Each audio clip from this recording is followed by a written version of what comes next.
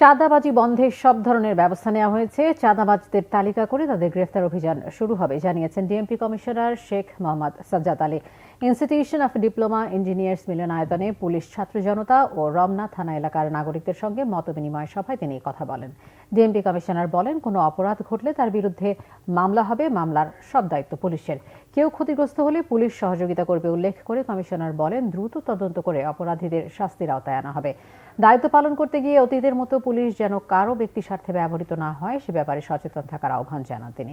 পাশাপাশি দেশকে অস্থিতিশীল করার ষড়যন্ত্র মোকাবেলা করার জন্য পুলিশকে আহ্বান জানিয়েছেন ঢাকা মেট্রোপলিটন পুলিশের রমনা থানা এলাকার ছাত্র, ব্যবসায়ী ও বিভিন্ন দলের রাজনীতিবিদরা।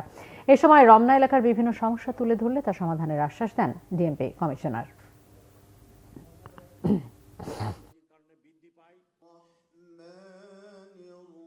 চাঁদাবাজির বিরুদ্ধে একটি প্রতিরোধ গড়ে তোলা অত্যন্ত জরুরি হয়ে পড়ছে। চাঁদাবাজির কারণে নিত্যপণ্যের দাম বৃদ্ধি পাচ্ছে এবং সেই কারণে সাধারণ মানুষ দুর্ভোগ পোহাচ্ছে। আমাদের সমাজের অধিকাংশ লোক মধ্যবিত্ত এবং নিম্ন মধ্যবিত্ত এবং গরিব। নিত্যপণ্যের দাম যদি চাঁদাবাজির কারণে বৃদ্ধি পায়, তাদের সংসার, তাদের আর্থিক কষ্ট হয়। চাঁদাবাজির বিরুদ্ধে সামাজিক প্রতিরোধ গড়ে তোলা অত্যন্ত জরুরি।